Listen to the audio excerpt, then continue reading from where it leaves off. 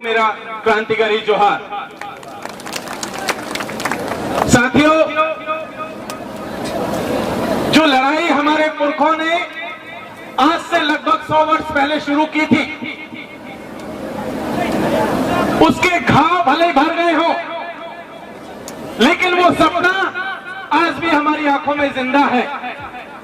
और वो सपना था भीलिस्तान का, भील प्रदेश का, अपने राज का। और 100 साल पहले वो सपना हमारे पुरखों ने देखा था और उसी सपने को पूरा करने के लिए आज आदिवासी परिवार आप सबके साथ मिलकर के आगे लड़ रहा है। और उसे यकीन है कि वो अपने पुरखों के सपने को पूरा करेगा।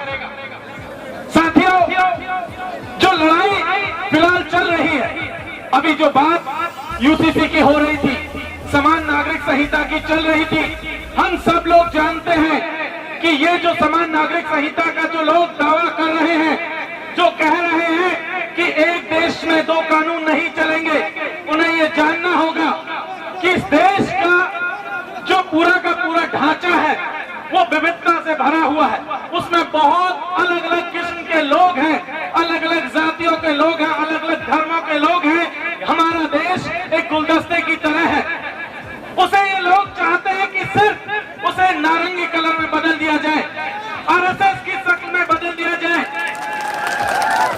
और ऐसा हम होने नहीं देंगे। वो चाहे कितनी कोशिशें कर ले, वो चाहे जितनी भी ताकतें लगा ले, वो यूसीसी लागू नहीं कर सकते हैं। और जिस दिन उन्होंने यूसीसी लागू किया तो हमारे पुरखों ने एक नारा दिया था, वो नारा था उल गुलान जिंदाबाद। हमारी वो उल गुलान की जो लड़ाई है उस यूसीसी के खिलाफ भी जारी रहेगी। लेकिन साथियों, उस यूसीसी के साथ साथ कुछ और खतरे हैं जिसको भी जानना यहाँ पर बहुत जरूरी है। यहाँ पर अभी राजस्थान, मध्य प्रदेश, गुजरात, महाराष्ट्र, झारखंड तक से साथी आए हुए हैं। मैं आपको बता दूं, पिछले महीने हमारे देश की सरकार एक अधिनियम लेकर के आई है और उसे पिछले हफ्ते कैबिनेट में पास करने की बात कही जा रही है। वो कह रहे हैं कि आपका फॉरेस्ट कंजर्वेशन अमेंडमेंट बिल, मतलब वो आपका जो है जंगल का संरक्षण अधिनियम के नाम से एक बिल आ रहा है 2023 के नाम से। उसमें क्या बातें कही जा रही है उसे जानना बहुत जरूरी है, क्योंकि ये बिल भी हमारे भील प्रदेश के, भीलिस्तान के, हमारा भील खंड का जो सपना है उसको सपने को चूर चूर करने के लिए बिल लाया जा रहा है। उस बिल में कहा गया है कि जितनी भी आपके इलाके से सड़कें गुजरेंगी, चाहे वो आपका नेशनल प्रोजेक्ट के लिए हो, नेशनल हाईवे हो, स्टेट हाईवे हो, उसके आसपास की जमीनों पर किसी भी तरीके का कोई दूसरा कानून लागू नहीं होगा। जैसे कि आप समझिए कोई नेशनल हाईवे इस इलाके से गुजरता है तो आपका सबसे पहले अनुसूची 5 को खत्म कर दिया जाएगा।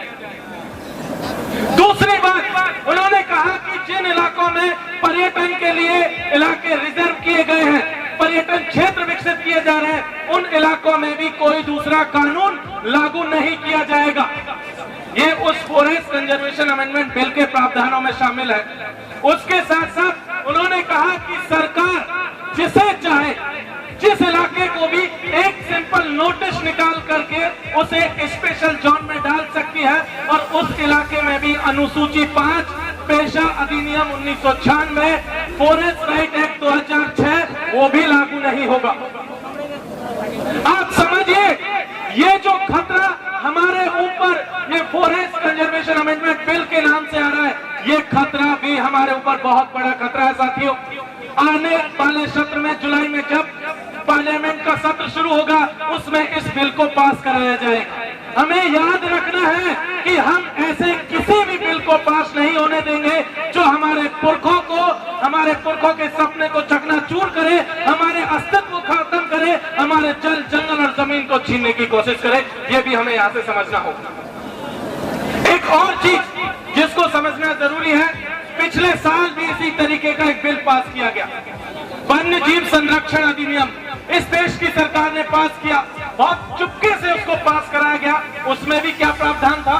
उसमें भी कहा गया कि जिन इलाकों को भी जंगली जानवरों के लिए रिजर्व किया जाएगा, उन इलाकों में भी आपका अनुसूची 5 से लेकर के पेशा, FRA, ये सारी चीजें लागू नहीं होंगी। हुआ क्या उस एक्ट के आने के बाद? लगभग 18 जोन पूरे देश भर में रिजर्व आइडेंटिफाई किए गए, जिसमें एक एक जोन में हजारों एकड़ जमीन है। उसे कह दिया गया कि इसे हम वन्य जीवों के लिए रिजर्व करेंगे, और जैसे ही उन इलाकों को रिजर्व किया जाएगा, आप मान लीजिए उन इलाकों में जो आदिवासी रह रहे हैं, जो बाकी लोग रह रहे हैं, उन्हें भी वहां से खदेड़ दिया जाएगा। और ये 18 जोन दरअसल सबसे ज्यादा इन्हीं आदिवासी बहुल इलाकों में है साथियों। इसलिए भी हमें उस बिल का विरोध करना बहुत जरूरी है। कुछ चीजें और समझना बहुत जरूरी है। अभी हम लोग लगातार देख रहे हैं कि जिस तरीके से आदिवासियों के सम्मान के साथ खिलवाड़ किया जा रहा है। हमने देखा सीधी में क्या हुआ, एक आदिवासी व्यक्ति के ऊपर पेशाब किया गया RSS के लोगों के द्वारा, बीजेपी के नेताओं के द्वारा, और उसको मैनेज करने के लिए एक दूसरे व्यक्ति को ले जाकर के मुख्यमंत्री भवन में उसके पैर धोए गए। दरअसल हमें पैर धुलवाने की जरूरत नहीं है, हमें जरूरत है हमारे जो संवैधानिक हक है उनको सुरक्षित करवाने की इन RSS और बीजेपी के लोगों से। ऐसा मत सोचिए कि कांग्रेस इनसे बहुत दूर है, दोनों एक ही थैली के चट्टे बट्टे हैं, दोनों में कोई भेद नहीं है। एक नागनाथ है तो दूसरा सांपनाथ है, दोनों जहरीले हैं। इन दोनों से हमें बचने की जरूरत है। हुआ क्या, फॉरेस्ट राइट एक्ट 2006 में आया, उसके तहत कहा गया कि आदिवासियों को जमीन पर पट्टे दिए जाएंगे। पिछले साल दिसंबर का जो सेशन हुआ था पार्लियामेंट का, उसमें कहा गया था कि पूरे देश में से मात्र 19 लाख आदिवासियों के जो एप्लीकेशन आए थे, जो दावे किए गए थे, उन्हीं को पट्टे जारी किए गए। इस देश में आज की तारीख में लगभग 12 करोड़ से ज्यादा आदिवासी, उसमें से 19 लाख को उन्होंने पट्टे दिए हैं। हम जानते हैं कि जिन लोगों के पास पट्टे नहीं है, उनके साथ वन विभाग किस तरीके का बिहेव करता है, सलूक करता है। जिस दिन चाहता डंडा लेकर के खदेड़ने निकल पड़ता है। सुप्रीम कोर्ट का भी 2019 में वर्डिक्ट आया हुआ है इस मामले में। उन्होंने कहा है कि जिनके पास भी पट्टा नहीं है, उन्हें अपनी जमीनें खाली करनी होंगी। अब आपको तय करना है कि गेंद किसके पाले में रहनी चाहिए, कमल कांग्रेस के पाले में कि हमारे पाले में।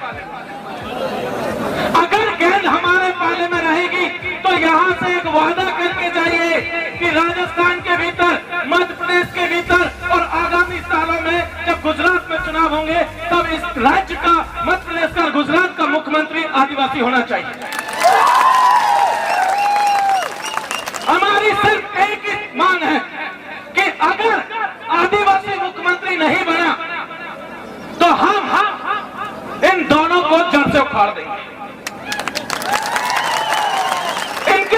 इनको हमने पिछले 75 सालों से देखा।